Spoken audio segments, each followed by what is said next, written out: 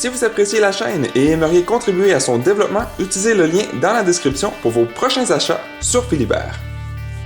Bonjour tout le monde, aujourd'hui on regarde les jeux à venir sur Kickstarter pour le début février. Premièrement, dans les débuts février, Roxley Games lancera Steampunk Rally Fusion. Il y aura des nouveaux mécanismes qui rendra le jeu encore plus amusant.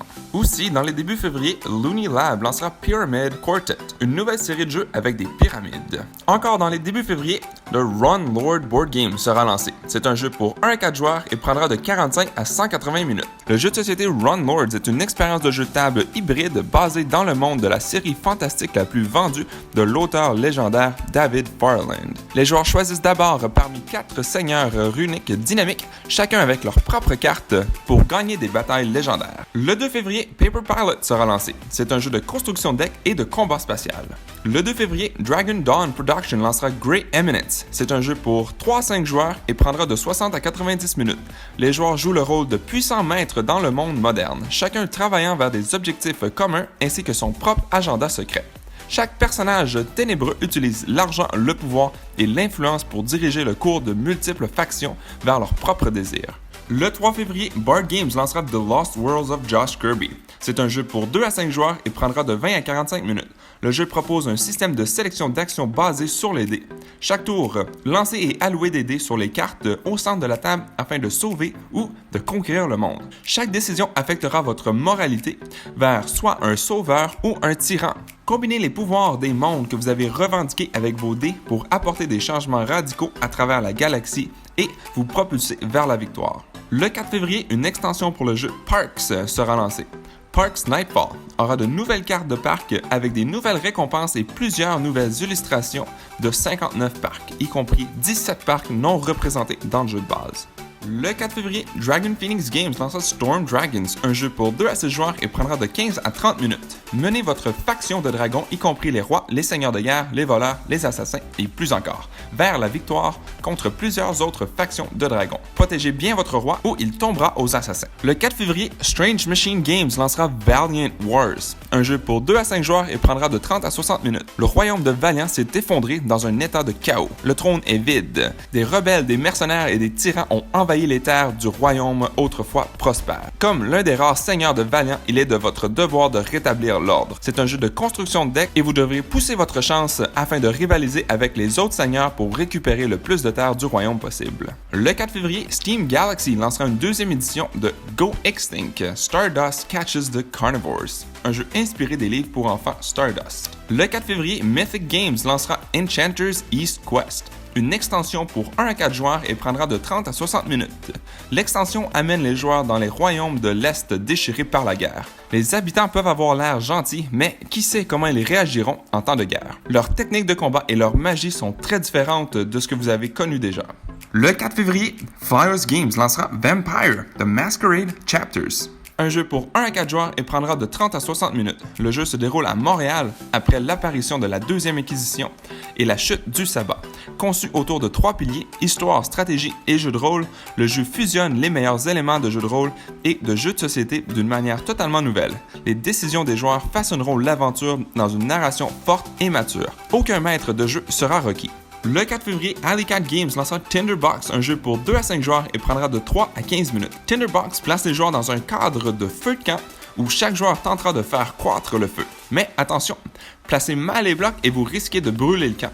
À chaque tour, les joueurs piocheront une carte du paquet de feu de camp. La carte leur demandera de placer sur le feu de camp une bûche, un coupe-feu ou toute autre combinaison des deux dans diverses orientations. Alley Cat Games lancera aussi Kitten le 4 février qui sera aussi un jeu de dextérité. Le 4 février, Dragory Games lancera l'extension Arena The Contest, Tanarus Adventures. C'est une extension massive pour le jeu Arena The Contest. Avec plus de 40 miniatures et 70 types d'ennemis différents, le contenu de la campagne coopérative sera au-delà de 100 heures de jeu unique et ajoute un nouveau rôle de combat pour multiplier les possibilités dans les parties joueur contre joueur et parties co-op.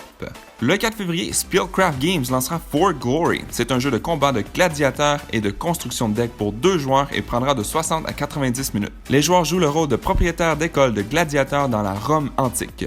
Le jeu utilise un système de 2 phases pour la construction de decks et de combat. Le premier joueur à avoir gagné 6 gloires en remportant des batailles dans l'arène est le vainqueur et restera dans les mémoires de Rome. Le 4 février, Lost Games Entertainment lancera Wishland, un jeu pour 2 à 4 joueurs et prendra de 60 à 90 minutes. Wishland est un Eurogame de placement d'ouvriers basé sur la gestion d'un parc d'attractions. À travers une série de tours, les joueurs achèteront différentes cartes du plateau pour créer leur propre parc d'attractions unique. Le jeu dure 7 tours et à la fin de la partie, le joueur avec le plus de points de victoire est déclaré vainqueur. Le 6 février, Eagle Gryphon Games devrait lancer Kanban EV, EV pour voiture électrique.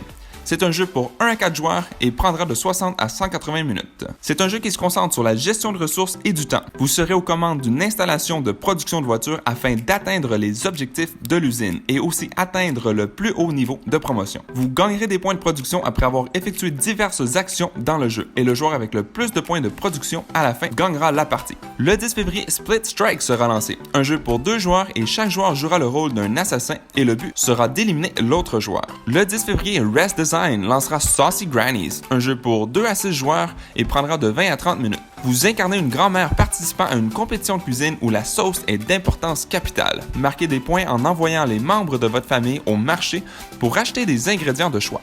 Appelez vos amis pour leurs recettes de sauce et impressionnez les juges en faisant les meilleures sauces à votre disposition. Le 11 février, Skybound Games lancera Wonderland's War, un jeu pour 2 à 5 joueurs et prendra de 45 à 75 minutes. C'est un jeu de drafting de cartes, contrôle de territoire et construction de sacs. Autour de la table, en prenant un thé, les joueurs devront se préparer pour la bataille et planifier leur attaque. Ensuite, ils reviendront autour de la table pour planifier leur prochaine attaque. Après 3 rounds, un vainqueur sera couronné. Le 11 février, Aaron Franco lancera Hunker Fierce Friendship Frosty Fortitude, un jeu pour 2 à 4 joueurs et prendra de 60 à 90 minutes. Lorsque votre maison est la forêt, se préparer pour l'hiver n'est pas toujours plaisant. Du moins, pas avant cette année, puisque cette fois, le renard a proposé à ses amis des bois un grand concours. Qui résistera le mieux à l'hiver? Optimisez vos actions à chaque tour et explorez, construisez des abris, recherchez de la nourriture et abritez-vous avant les intempéries. Le 11 février, Autumn Publishing lancera Card Weaver, un jeu de construction de deck qui utilise le mécanisme de un joueur contre tous les autres joueurs. Les joueurs pourront gagner de l'expérience des habiletés afin de gagner les combats. Le 11 février, Blue Fox Games lancera Of Knights and Ninjas, un jeu pour 2 à 6 joueurs et prendra de 15 à 30 minutes. Durant votre tour, piochez 2 cartes et choisissez entre attaquer le royaume d'un autre joueur ou fortifier le vôtre, avec un château ou un archer. Vous pourrez aussi jouer une action spéciale. Lorsque d'autres joueurs vous attaquent, vous pourrez jouer une carte de défense pour réduire le nombre de petits cristaux qu'ils vous voleront. Le premier joueur à posséder 10 cristaux remporte la partie. Le 11 février, Mirror Games lancera Chaos Moss 2.0, mais je n'ai pas plus d'informations sur les nouveautés apportées à cette version. Le 12 février, Grand Gamer Guilds lancera Gorento, un jeu pour 2 à 4 joueurs et prendra de 30 à 60 minutes. Dans le jeu, les joueurs sélectionnent à tour de rôle des tuiles éléments et les placent sur la montagne. Chaque élément est collecté selon un modèle unique. Les éléments collectés à chaque tour vous permettront de collecter plus d'éléments au fil de la partie. Le joueur avec le plus de points gagnera la partie. Et finalement, le 14 février, Smirk & Dagger Gamers lancera Cinder, un jeu pour 2 à 4 joueurs et prendra de 30 à 40 minutes. Êtes-vous un dragon à la recherche de compagnie? Cinder est un jeu de dés et de cartes de type Poussez votre chance qui permet aux joueurs de créer un profil de rencontre, puis de parcourir les correspondances potentielles pour voir si un dragon donné semble compatible. Plus les rencontres avancent, plus vous gagnerez de points d'amour afin de gagner la partie. Et voilà, c'est toute l'information que j'ai sur les prochains jeux à venir sur Kickstarter.